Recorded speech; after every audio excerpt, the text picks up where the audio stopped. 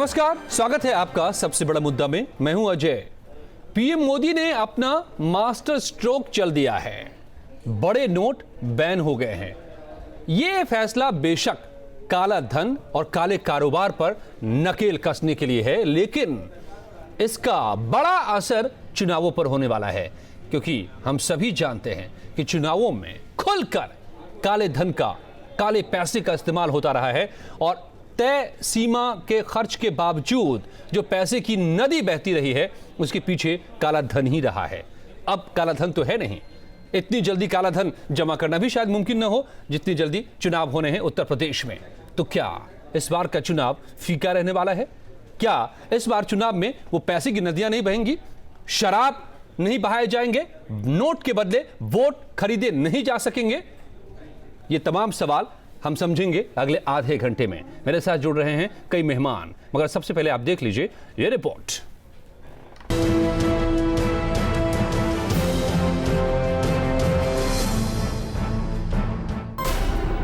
आने वाला यूपी उत्तराखंड का चुनाव रहने वाला है फीका। अब चुनाव में नेता पानी की तरह नहीं बहा पाएंगे पैसा। 500 और 1000 के नोट के बंद होने और बदलने का मकसद काले धन और काले कारोबार पर नकेल कसना बेशक हो, लेकिन इसका सबसे बड़ा असर चुनाव पर होना तय माना जा रहा है।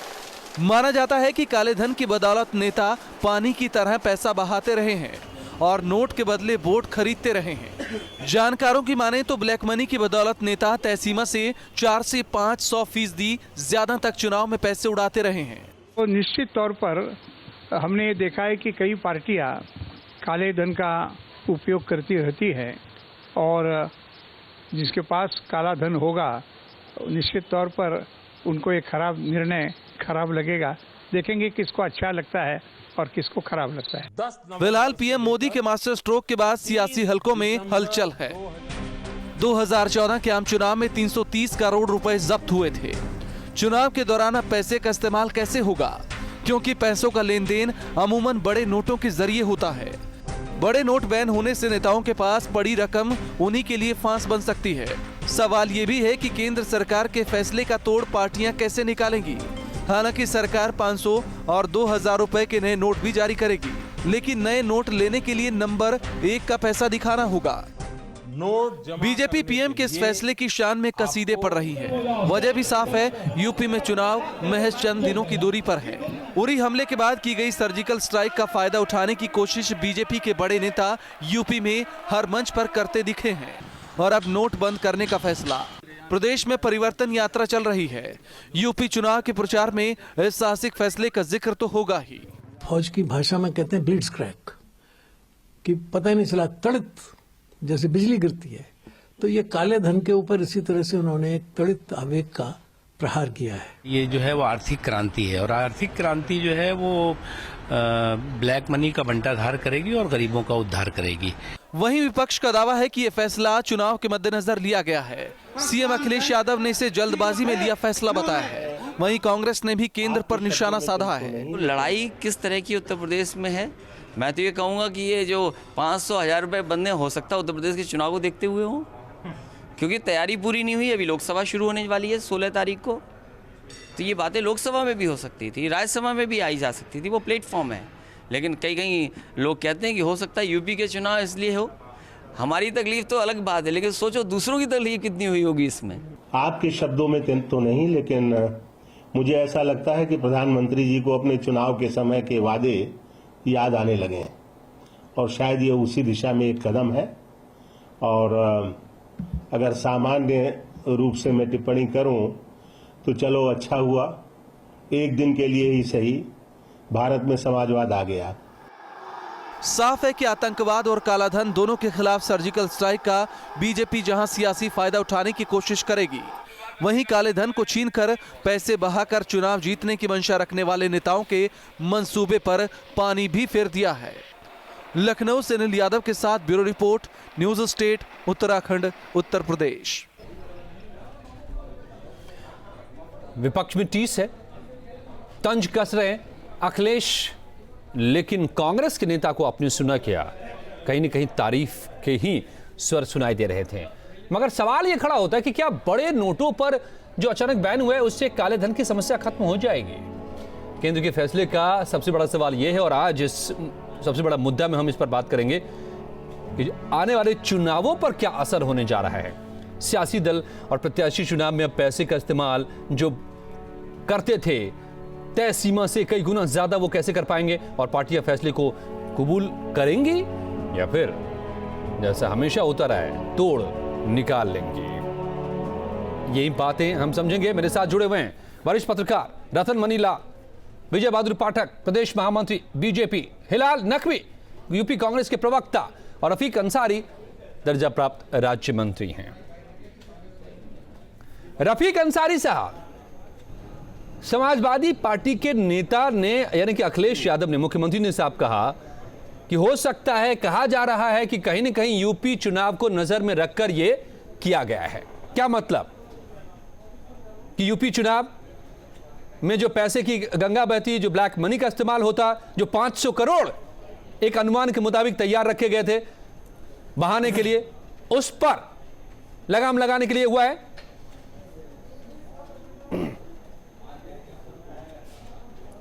अजय भाई, गांधी जी अब आके देख लो अपना हिंदुस्तान, कैसे कैसे आपके चेले हो गए बेईमान। और ये आप भी बता रहे थे आप कि गांधी जी नरेंद्र मोदी ने मास्टर स्ट्रोक खेला है। मैं उसे दूसरे वे में कहता हूं कि भारतीय जनता पार्टी बैटिंग कर रही है और गरीब और मजदूर बॉलिंग कर रहा है। भारतीय जनता पार्टी को बोल्ड करने का काम किया है गरीब और मजदूरों ने।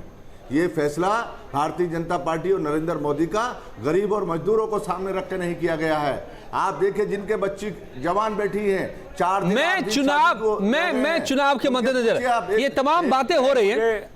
रफीक साहब, अखिलेश यादव मैं वहीं आ रहा हूं। मैं रफीक साहब, देखिए ये सारी बातें हो रही है, सब पर चर्चा हो रही है, हमने भी दिन भर चर्चा की है। इस वक्त सबसे बड़ा मुद्दा में मेरा मुद्दा यह है कि क्या आने वाले यूपी चुनाव में जो ब्लैक मनी की गंगा बहने वाली थी अब वो नहीं बह पाएगी और फीका सा रहेगा चुनाव? पार्टी के पास कोई ब्लैक मनी नहीं है, समाजवादी पार्टी के कोई ब्लैक मनी नहीं है।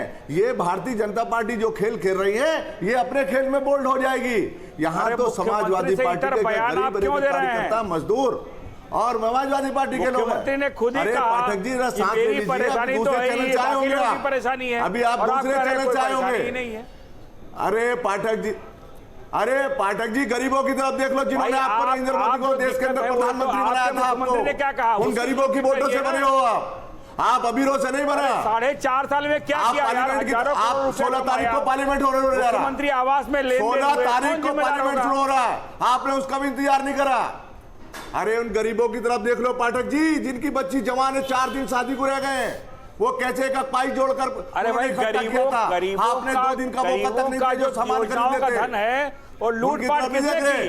जो देश के अंदर आप सरकार बनी थी, उत्तर प्रदेश में किसकी सरकार है? जिनकी वोटों से आप देश के अंदर सरकार बनाई है उनकी तरफ नहीं देखी आपने, गरीबों की तरफ।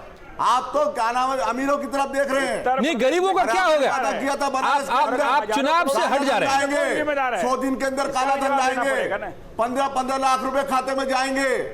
आपसे एक वादा पूरा नहीं हुआ नरेंद्र मोदी साहब से, और आप जो है उसे छुपाने के लिए आप सवाल से भटक जा रहे हैं। कर दिया आपने। हिलाल नकवी साहब, करिए जितने सवाल होंगे। रफीक साहब, आप सवाल का जवाब दे रहा हूं, आप मुद्दे से भटक जा रहे हैं। हिलाल नकवी साहब, हिलाल नकवी साहब, क्या मार्केटों के अंदर सुन लीजिए रफीक साहब, आपने अपना समय ले लिया।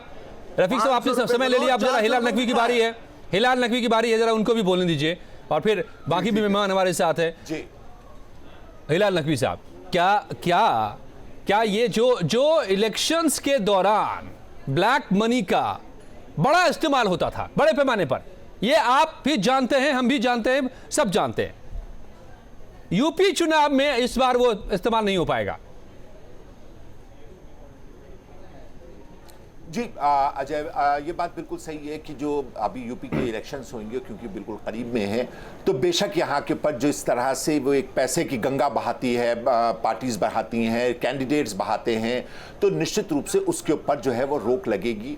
और हम समझते हैं कि इसकी वजह से हमको एक बेहतर विधानसभा निकल करके आएगी जहां पर लोग जो है वो कैंडिडेट्स को उनके मेरिट के ऊपर वोट करेंगे, और बहुत से वो कैंडिडेट्स जो पैसा ना होने की वजह से या पैसे की लड़ाई नहीं लड़ पाते हैं दूसरे कैंडिडेट से और हार जाते थे, अब हमको वो बेहतर कैंडिडेट जो ज्यादा काबिलियत रखते हैं, हो सकता है वो विधानसभा में हमको देखने को मिले। बेशक इसकी संभावनाओं से बिल्कुल इनकार नहीं किया जा सकता है। तो इस तरह से ये कदम, क्या आप भी मानते हैं कि न सिर्फ इलेक्टोरल पॉलिटिक्स, चुनावी राजनीति को साफ सुथरा बनाने के लिए बेहतर है, बल्कि इसको ध्यान में रखकर इस वक्त यूपी चुनाव है, पंजाब में चुनाव है, उससे पहले यह कदम उठाया गया है? देखिए अजय, ये थोड़ा सा कंट्रोवर्शियल क्वेश्चन है। हम इसको बिल्कुल ये कह सकते हैं कि जो ये वक्त है जिस वक्त ये ब्लैक मनी के ऊपर जो है वो नकेल कसने का काम कर रही है भाजपा सरकार, इसमें दो दिक्कतें ज़रूर हैं। एक दिक्कत ये है कि ये वो वक्त है जबकि बुआई का और कटाई का वक्त होता है, और यही वो वक्त होता है जब लोगों को नकद पैसा किसानों को मिलता है और वो किसान जो है उस पैसे का इस्तेमाल करते हैं। तो उनके लिए एक दिक्कत का वक्त आ गया है, और ख़ास करके उस वक्त जबकि उनको उस पैसे से बुआई का सामान भी खरीदना होता है, तो बेशक वो उनके लिए एक प्रॉब्लम होगी। दूसरी बात यह है कि बेशक 4 राज्यों के चुनाव हो रहे हैं, और ये प्रश्न जो है ये बहुत वाजिब बनता है कि क्योंकि ये भारतीय जनता पार्टी की सरकार है, भारतीय जनता पार्टी ये निर्णय लेने जा रही थी, तो भारतीय जनता पार्टी इस बारे में पहले से जानती थी कि आगे आने वाले समय में किस तरह का पैसा चलेगा और कौन सा पैसा नहीं चलेगा। तो बेशक ये एडवांटेज भारतीय जनता पार्टी को इस चुनाव में रहेगा। रतन मनीलाल, मैं वरिष्ठ पत्रकार, मेरे साथ जुड़े हुए हैं। रतन मनी जी, मैं पढ़ रहा था एक एनजीओ ने जो अंदाजा लगाया था, जो उसने स्टडी की थी, सेंटर फॉर मीडिया स्टडीज, उसके मुताबिक 2014 के चुनावों में जो तय सीमा थी खर्च करने की, तमाम जो हमारे एमपीज चुने गए उनकी तरफ से, उम्मीदवारों की तरफ से, वो थे 7-8 हज़ार करोड़ रुपए, लेकिन असल में खर्च हुआ 30,000 रुपये, 30,000 करोड़, यानी 22,000 करोड़ काला धन। यूपी के चुनाव और पंजाब के चुनाव में ही केवल इन दोनों राज्यों में 5,000 करोड़ से ज्यादा का वारा न्यारा होने वाला था ब्लैक मनी का, जो अब मुश्किल होगा हो पाना, इतना जुटा नहीं पाएंगे इतनी जल्दी लोग। तो क्या ये सबसे बड़ा विक्टिम जो इस फैसले का है वो इलेक्टोरल पॉलिटिक्स, चुनावी राजनीति में वो लोग जो पैसे के बदौलत चुनाव को अपने पक्ष में करने, मतदाताओं को खरीदने, शराब की नदियां बहाने का काम करते रहे? जी बिल्कुल, देखिए अगर आपको याद होगा तो 2012 के 2012 के बाद 2014 के लोकसभा इलेक्शन में, और उसके बाद जो पिछले साल जो तमाम राज्य विधानसभा के चुनाव हुए, उसमें कितनी बार कितनी जगह ट्रकें पकड़ी गई, कारें पकड़ी गई जिनके अंदर कैश भरा हुआ था, जिनका कोई अता पता नहीं था कि कहाँ से आ रहा है और कहाँ जा रहा है। उत्तर प्रदेश और पंजाब ही क्यों, बल्कि तमाम सारे ऐसे राज्य हैं जहां पिछले 4 तमिलनाडु में आए 200 करोड़ रुपए पकड़े गए थे। तमिलनाडु में, अब मैं वही इशारा कर रहा था कि तमिलनाडु में तो ट्रक पकड़ी गई थी, उस ट्रक में पैसा भरा हुआ था, पता नहीं था कि कहां से कहां जा रहा है। और इस तरह का पैसा हम सब लोग जो मीडिया में रह चुके हैं, फील्ड में रह चुके हैं, तमाम सारे चुनाव देख चुके हैं, हम लोग को भी पता है कि कैसे चुनाव के एन 1 या 2 दिन पहले किस तरह से कुछ लोग आते हैं, पैसा बढ़ता है और चला जाता है, और उसके बाद ये कोशिश की जाती है कि उसकी वजह से चुनाव के नतीजे प्रभावित हों। तो ये तो देखिए एक ऐसी काली सच्चाई है जिससे इनकार नहीं किया जा सकता। ये जो केंद्र सरकार ने कदम उठाया है, ये हम कह सकते हैं कि आज नहीं, या तो 2 महीने पहले उठाया जाता या 2 महीने बाद उठाया जाता। अगर 2 महीने बाद उठाया जाता तब भी ये सवाल उठता कि चुनाव आने वाला है, क्योंकि चुनाव मैं समझता हूँ फरवरी, मार्च या जब कभी भी होने हों, तब तो चुनाव के और करीब होता। आज हमने ये देखा कि चुनाव करीब 4 महीने आगे हैं। तो ये जब भी ये कदम उठाया जाता है, ये तो इसकी टाइमिंग पे तो सवाल देखिए राजनीतिक तौर पे उठेगा ही। और हाँ, मैं ये मानता हूँ कि अगले 2 ये जो मेजर चुनाव हैं पंजाब और उत्तर प्रदेश के, इसमें जो पैसा तमाम सारी पॉलिटिकल पार्टीज़ द्वारा इंट्रोड्यूस किया जाता है वोटरों के बीच में, चाहे वो कैश में हो चाहे वो काइंड में हो, उसके ऊपर निश्चित तौर से प्रभाव पड़ेगा। और ये चर्चा काफ़ी आम है कि अब इस तरह का काम करने के लिए कुछ और रास्ते पॉलिटिकल पार्टीज़ ढूंढेंगी कि अगर उनको अपने वोटरों को प्रभावित करना है, उनको लुभाना है, तो कैश के अलावा और क्या क्या किया जा सकता है। इस तरह की बातचीत अब वो चाहे वो आपस में होती हो, चाहे वो चर्चा के तौर पे होती हो, ये बातें अब ऑलरेडी होने लगी हैं कि अब पैसा तो उतना ज़्यादा फ्लो नहीं कर पाएगा और पॉलिटिकल पार्टी हो सकता है कुछ और तरीका इसके लिए निकालें। विजय बहादुर पाठक जी, तो क्या आपने अब आपके भी तो नेता शिकार होंगे इसके, आप भी तो नहीं फिर उड़ा पाएंगे पैसे?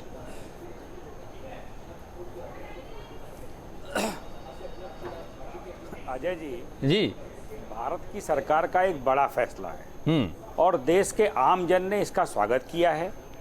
स्वाभाविक है कि जब जिनके पास पैसा जो है उसका जवाब है वो बैंकों के माध्यम से बैंकों में दाखिल करके अपने पैसे का उपयोग कर पाएंगे, पर जिनके पास जवाब ही नहीं है, जिन लोगों ने हजारों करोड़ रुपए का भ्रष्टाचार किया है, यहाँ तो कुछ मंत्री धन मंत्री हैं, और उन लोगों का क्या होगा यह उनके लिए दिक्कत है। मेरी सहानुभूति है मुख्यमंत्री अखिलेश यादव जी से, क्योंकि आपने उनकी बाइट सुनाई कि चलिए मेरी बात तो छोड़ दीजिए, उन लोगों की बात करिए, तो मेरी सहानुभूति उनके प्रति भी है और जिन लोगों की बात की है उनके प्रति भी है कि जिन लोगों के वो सवाल खड़े कर रहे हैं, स्वाभाविक है उनकी चिंता होनी चाहिए। और जब कल यह पूरी घोषणा हो रही थी तो प्रधानमंत्री ने जहां अस्पतालों के बारे में जिक्र किया, जहां रेलवे के बारे में जिक्र किया, जहां वायुयान के बारे में जिक्र किया, जहां पेट्रोल पंपों और गैस एजेंसियों के बारे में जिक्र किया, वहीं यह आम आदमी को भी सहूलियत दी कि आप अपना पैसा बदल सकते हैं। कल से जब बैंकिंग की व्यवस्था शुरू होगी तो मुझे नहीं लगता कोई दिक्कत है, लेकिन फिर भी कुछ लोगों को जो दिक्कत आई है उसको बर्दाश्त करते हुए देश के आवाम ने, जो टीवी चैनलों के लोगों ने दिखाई जनरल लोगों की बाइट, उसमें यह कहा कि हम कष्ट सहने को तैयार हैं, हम कठिनाई सहने को तैयार हैं, पर देश यदि आगे बढ़ रहा है, देश तरक्की कर रहा है, उसके लिए कोई फैसला लिया जाता है तो हम स्वीकार करते हैं। मेरी बधाई है देश के उन नागरिकों को जिन्होंने इसको किया है धैर्यपूर्वक। इसको लेकर कुछ लोगों को जो समस्या है वो आम जन के नाम पर थोप करके चर्चा भी करेंगे, मुझे लगता है कि धैर्य से इसको स्वीकार करना चाहिए। इन्हीं स्थितियों से देश आगे बढ़ेगा, सशक्त होकर निकलेगा। रफीक अंसारी साहब, हाल में स्थानीय निकाय के चुनाव हुए थे और कैसे कैसे हुए और क्या क्या हुआ ये भी हमने एक एक खबर दिखाई थी लगातार, और ये भी दिखाया था कि कितने बड़े पैमाने पर शराब, अवैध शराब जो हरियाणा से लाए जा रहे थे, दूसरी जगहों से लाए जा रहे थे बांटने के लिए, वो भी जब्त हुए, कई जगहों पर सामने आए, लेकिन वो तो टिप ऑफ द आइसबर्ग था। अब जबकि वो नहीं होगा, जबकि ऐसा इस चुनाव में नहीं कर पाएंगे पार्टी में, ऐसा नहीं कहता कि आप करते या वो करते या कौन करते, ये सभी पूरी राजनीतिक बिरादरी के लिए है, तो आप तो ये मानेंगे कि इससे एक बेहतर राजनीति होगी, स्वस्थ चुनाव होगा और अच्छे लोग चुनकर आएंगे, जैसे खुद हिलाल नकवी साहब कह रहे हैं, वो कांग्रेस के नेता है। देखिए, ये तो पहले दरअसल आप देखिए चुनाव आयोग ने पहले ही बहुत सारी अंकुश और पाबंदी लगाने की पूरी कोशिश की गई है, फिर भी काले धन को रोकने की कोशिश की गई है। एक चुनाव आयोग तो एक सीमा तय करता है, लेकिन काले धन की तो नदियां बहती रही हैं। हाँ, ये सीमा तय करते हैं, लेकिन उसके बाद भी होती है। लेकिन समाजवादी पार्टी, मैं पूरे यकीन के साथ कह सकता हूं कि समाजवादी पार्टी में कोई इस तरह का नहीं है, ना समाजवादी पार्टी ऐसे विचार रखती है जो गलत लोगों को और बाहुबली को और पैसे के बल पर जो जीत का है उनके बल पर नहीं कर दिया जाता है, अच्छे लोगों को टिकट दिया जाता है जो ईमानदारी से वफादारी से जीत कराते हैं। अरे देखिए आप मेरी, अरे पाठक जी, अगर आप उस पर डिस्कस करते कि बनारस के अंदर जब नरेंद्र मोदी साहब चुनाव लड़ रहे थे तो उन्होंने कहा था कि 100 दिन के अंदर मैं काला धन विदेश से वापस लाऊंगा, नहीं तो फांसी पे तख्ते पे चढ़ा देना। अदालत के अंदर बंद लिफाफे में कहा था कि लिस्ट दे दूंगा और उसमें काला धन पता लग जाएगा कौन कौन काले धन है। उस पर आप बात नहीं कर रहे हैं, उस पर आप दलील नहीं कर रहे हैं, आप अपनी पीठ थपथपा रहे हैं। अगर वो लोग कह रहे हैं कि पैसे कमाए जा रहे हैं तो पैसे कहाँ हैं, उनकी दिक्कत तो है ना, तो मैं आपकी परेशानी समझ सकता हूं। ये ओबामा का देश नहीं है, ये गांधी जी का देश है, ओबामा का देश नहीं है। 90% लोग गरीब लोग रहते हैं। आप गरीबों की तरफ देखिए जाकर, झांक कर, ये भारत का देश बोल्ड कर देंगे आने वाले चुनाव में, और आपको ये भारत कर दिया। ये गांधी जी का देश है, ओबामा का देश नहीं है। ये आप जो ओबामा का आपके ऊपर पानी चढ़ाना ये उतर जाएगा, ये गांधी जी का देश है। जिन गरीबों ने, मजदूरों ने, किसानों ने आपको वहां तक पहुंचा है, अरे आपको बोल्ड कर देंगे, बोल्ड ये गरीब और मजदूर, इनकी मार पड़ेगी आपके ऊपर, आप इनके ऊपर मुसीबत का पहाड़ टूट रहा है। आप रफीक साहब आपको तो देखने जा रहा है कि हमने शाबाशी दे दी है। ट्रम्प का देश हो गया है, हाँ, संशोधन आप कर लो पाठक जी। ये आने वाले चुनाव में आपको एहसास दिला देंगे, पता लग जाएगा गरीब और मजदूर की वोट। नहीं, अब की बार आप के प्रधानमंत्री रफीक साहब सुन रहे हैं आप, अब की बार ट्रंप की सरकार बन गई है वहां। नहीं रफीक साहब, अब की बार ट्रंप की सरकार अब बन चुकी है, अब ओबामा को बोल झंडा लहराएगा। रफीक साहब आप तिलमिलाए से थोड़े लग रहे हैं, आप थोड़े चिड़े से लग रहे हैं। खेल रहे हैं नहीं, आप परेशान से लग रहे हैं। ऐसा क्यों लग रहा है कि ब्लैक मनी पर रोक लगी है, आप परेशान हो रहे हैं ज्यादा? गरीब और मजदूर की आवाज उठा रहा हूं। नहीं, गरीब के पास ब्लैक मनी नहीं होता है। गरीब के पास ब्लैक मनी कहां से आएगा रफीक साहब? 2 दिन का नहीं, किस गरीब के पास ब्लैक मनी है जो परेशान होगा? कहां से लाएगा? सब्जी लेने के लिए चेक देने पड़ेगा, दूध वाले को चेक देने पड़ेगा, दाल वाले को चेक। नहीं, सब्जी लाने के लिए वो कल से पैसे बदल पाएगा, परसों से बदल पाएगा पैसा वो। नहीं, सब्जी लाने के लिए उसके पास 20,000 50,000 की पूंजी है, वो जाके बैंक में बदल लेगा। उसको सिर्फ बताना है कि मैं रेडी चलाता हूं, ये सब्जी की मेरी दुकान है, इतना भर बताना है, कोई उसको दिक्कत नहीं है। आज आप उसको परेशान मत होइए। आप अजय साहब स्टेशन, उन लोगों को क्या होगा जिनके पास बताने के लिए नहीं है कि ये पैसा कहां से आया? 500 रुपए का दीजिए आप इनको सारी रेलगाड़ी फ्री कर देनी चाहिए। भाई आपके उन साथियों का क्या होगा जिनके पास बताने के लिए नहीं है कि पैसा कहां से आया? मैं तो नहीं आता। पाठक जी गरीबों की तरफ देख लो, इन मजदूरों की तरफ देख लो, किसानों की तरफ देख लो, जिसकी वजह से तुम देश के अंदर राज कर रहे हो। इसीलिए वोट नहीं दिया था आपको कि गरीब और मजदूरों को थोड़ा देखते तो बेहतर था। क्या रतन मनी लाल जी क्या ये सही है क्या जो बार बार कह रहे हैं? मैं हालांकि चुनाव के मसले पर बात कर रहा था, तो आपने खोद डाले, मैं क्या करूं? लेकिन जो रफीक साहब कह रहे हैं, जो क्या ये सही है कि गरीब, मजदूर और किसान इस ब्लैक मनी पर रोक की वजह से परेशान हो जाएगा या परेशान हो रहा है? हाँ, परेशानी 1-2 दिनों की हो सकती है, लेकिन क्या कल की घोषणा में ये बिल्कुल स्पष्ट कहा गया था कि आज यानी कि 9 तारीख को दिन भर बैंक बंद रहेंगे और एटीएम बंद रहेंगे, लेकिन कल से बैंक भी खुल रहे हैं और कुछ जगहों पे एटीएम खुलेंगे, कुछ जगहों पे बंद रहेंगे। और कल से ही नए नोटों की सीरीज़ भी बैंकों में मिलने लगेगी, आप अपना नोट जाके बदल सकते हैं वगैरह वगैरह। तो मैं मानता हूं कि आज दिन भर सवेरे से लेकर और आज रात तक ये परेशानी कई जगह आई है, ख़ासतौर पे जो लोग यात्रा कर रहे थे या जो लोग प्राइवेट अस्पतालों में गए थे या प्राइवेट किसी ज़रूरी काम से ख़रीदारी कर रहे थे या जिनके घरों में शादियां थीं। इस तरह की बहुत रिपोर्ट्स हमारे आपके पास भी हैं कि ऐसी दिक्कतें आईं। लेकिन मुझे ये भी मालूम है कि जिन लोगों के पास इस तरह की दिक्कत आई वो ये मान के चल रहे थे कि चलो एक दिन की बात है, एक दिन के बाद ये चीज़ें सुलझ जाएंगी। जहाँ तक किसानों और गरीबों और डेली मजदूरी करने वालों की बात है, तो ऐसा नहीं है, मुझे ऐसा लगता है कि ऐसा नहीं है कि सिर्फ एक दिन अगर उनके पास इस तरह के बड़े नोटों का ट्रांजैक्शन ना हो तो उनके जीवन पे बहुत बड़ा असर पड़ेगा। क्योंकि 500 और 1000 के अगर 1 या 2 ही नोट किसी के घर में हैं तो ऐसा नहीं है कि सारा काम उन्हीं नोटों से होता हो, बाकी काम उनके अन्य नोटों से भी हो सकते थे। और अगर इस तरह के ज़्यादा नोट हैं तो कल के बाद वो बदले जा सकते हैं। तो मैं समझता हूँ ये कहना थोड़ा सा अतिशयोक्ति होगी कि इस मूव से गरीबों का और छोटे व्यापारियों का और छोटे ट्रेडर्स का बहुत ज़्यादा नुकसान हो गया, क्योंकि नुकसान नहीं, एक अड़चन आई है जो कि आज कल या हो सकता है अगले 6, 7, 8 दिनों तक वो अड़चन बनी रहे, क्योंकि बैंकों में भीड़ होगी, दबाव होगा, नोटों की शॉर्टेज होगी। कई जगह 500, 1000 के नोट जो लिए जाने की बात है वहाँ वो लिए जाने से मना कर रहे हैं, जैसे पेट्रोल पंप इत्यादि जी। तो इस तरह की दिक्कतें शुरू के कुछ दिनों तक आएंगी, लेकिन चूंकि समय सीमा 30 दिसंबर तक है तो मुझे लगता है कि धीरे धीरे करके जब ये पैनिक सेटल करेगा तो ये चीज़ें फिर से नॉर्मल उसमें आ जाएंगी। और जो परेशानी है वो कुछ ही दिनों की है। तो जो इसके पीछे इंटेंशन था कि वो पैसा जो कि छिपा के रखा गया है और सर्कुलेशन में नहीं है, वो या तो सर्कुलेशन में आए या उसको इकोनॉमी से बाहर कर दिया जाए। तो उस इंटेंशन को अगर हम देखें तो वो पर्पस सर्व किया गया है।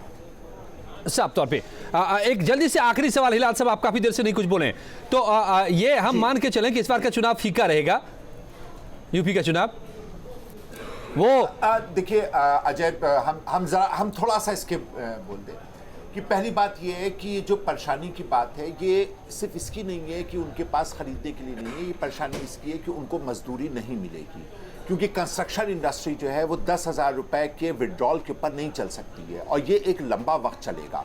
ये जो है ये पूरा आपका दिसंबर तक लेकर के जाएगा। दूसरी इसके अंदर दिक्कत ये आएगी कि जो लोग गांव में रहने वाले हैं, जो कि अगर भारत के अंदर आप देखिए कि 70% जो पॉपुलेशन है वो गांव में रहती है, उनको ये सब बातें समझाना, बताना और करना अपने आप में बहुत सरल नहीं है।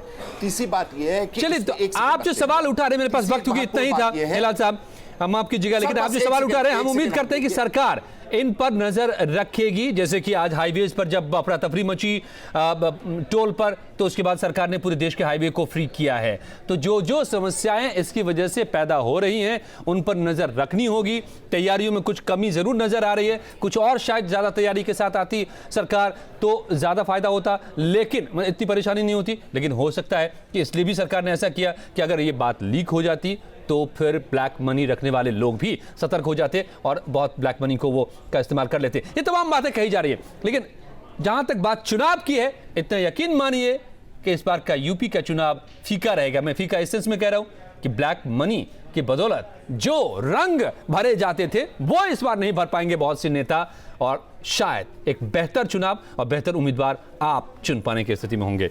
बहुत बहुत धन्यवाद रतन बनी जी, विजय जी, हिलाल साहब, रफीक अंसारी साहब, आप सबका मेरे साथ जुड़ने के लिए था आज का सबसे बड़ा मुद्दा।